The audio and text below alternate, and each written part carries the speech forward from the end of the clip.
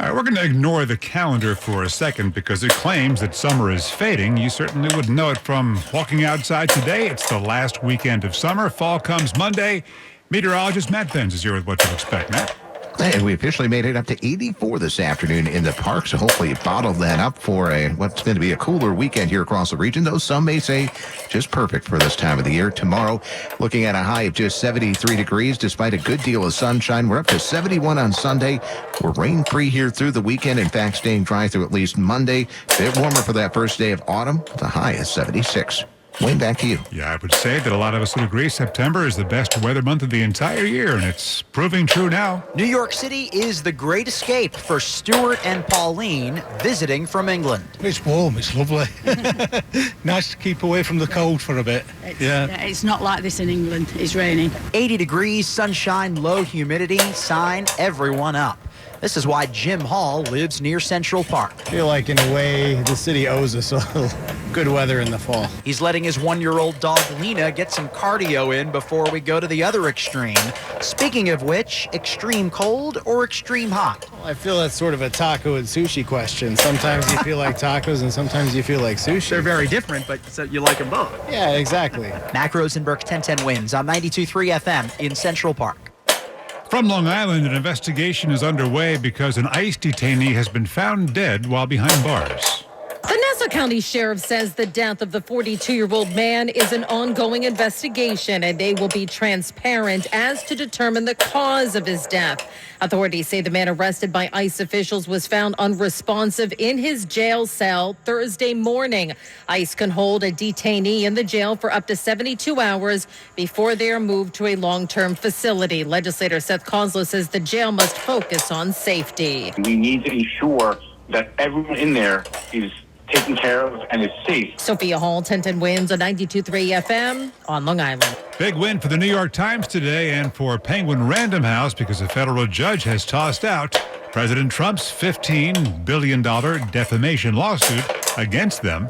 The judge called that lawsuit decidedly improper and impermissible. He did give the Trump legal team 28 days to refile their suit.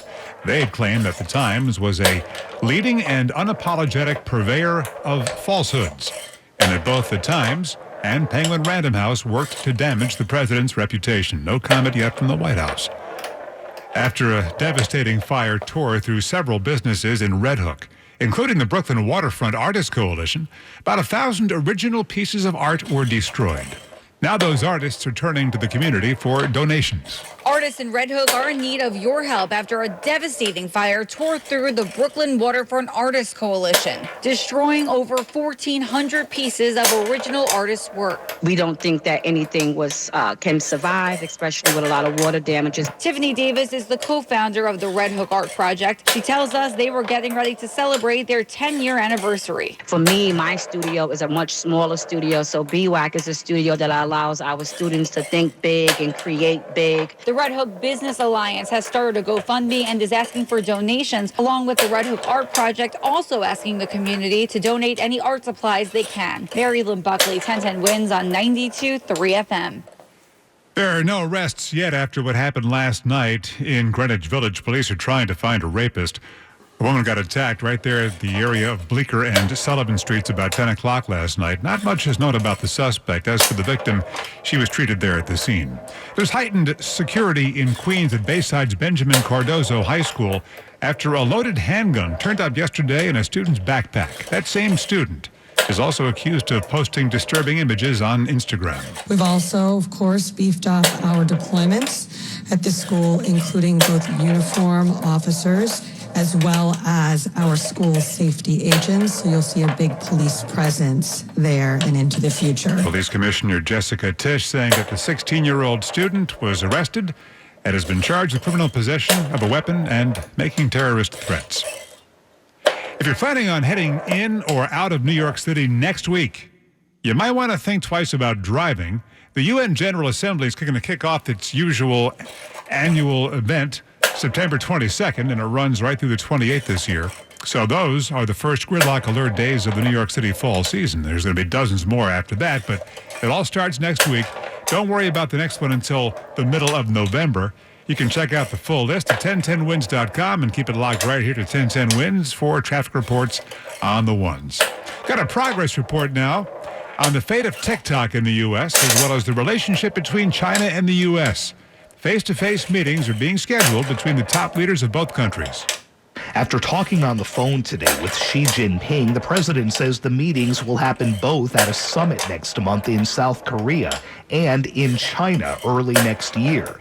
The president says Xi will also come here to the U.S. at an appropriate time. He writes on social media the two leaders also approved a deal over TikTok, which faces a U.S. ban unless its Chinese parent company sells a controlling stake. Earlier this week, I hate to see value like that thrown out the window. It's unclear, though, just what Xi approved. Beijing says it would be happy to see negotiations over TikTok. Sagar Magani, Washington. 82 degrees on a warm afternoon here in New York City, going down to about 60 overnight. And AccuWeather says 50s in most suburbs, but upper 40s in some far northern and western suburbs. A musical focused on 9/11, critics said it's a crazy idea. New Yorkers are not going to want to sit through that. Well, guess what? It was a huge hit, and now it's the most produced show in the U.S., and we'll tell you the latest on that next.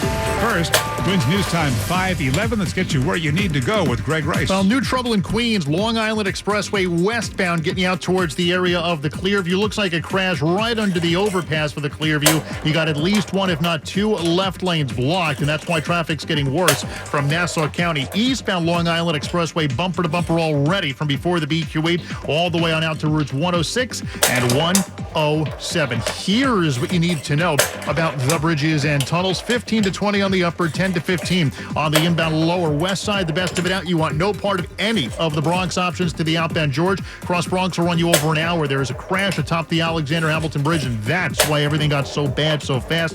In fact, the Cross Bronx isn't even all of it. Southbound New England Thruway, Bruckner, Cross Bronx combo. It's all crawling out of Co-op City. It's that bad. Lincoln Tunnel, we're looking at least a half hour in, 45 out from 11th, better from 9th, well over an hour home at the Holland. On the Jersey side, the Newark Bay, the lesser of two evils.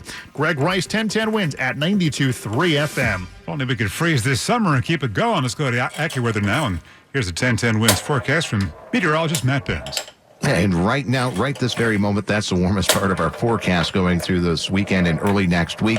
I don't think we're done with 80s, but certainly through the weekend, we will take a bit of a hit in the temperature department. For tonight, mainly clear, turning cooler, low 60 in the city, 50s in most suburbs. Tomorrow, cooler day overall, despite a good deal of sunshine. Breezy at times, high of 73. Cool again for Sunday. Sunshine will mix in with some clouds at the high of 71.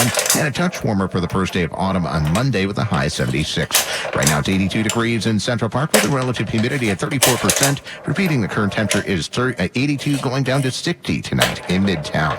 I'm meteorologist Matt Benz on New York's weather station, 1010 Wins on 92.3 FM. The hit Broadway musical that spawned this song is getting a big welcome all across the country. Welcome to the farthest place you'll get from Disneyland. Fish and chips and shipwrecks. This is Newfoundland. Welcome to the rock. Come From Away, now set to be the most staged show in the U.S. this year.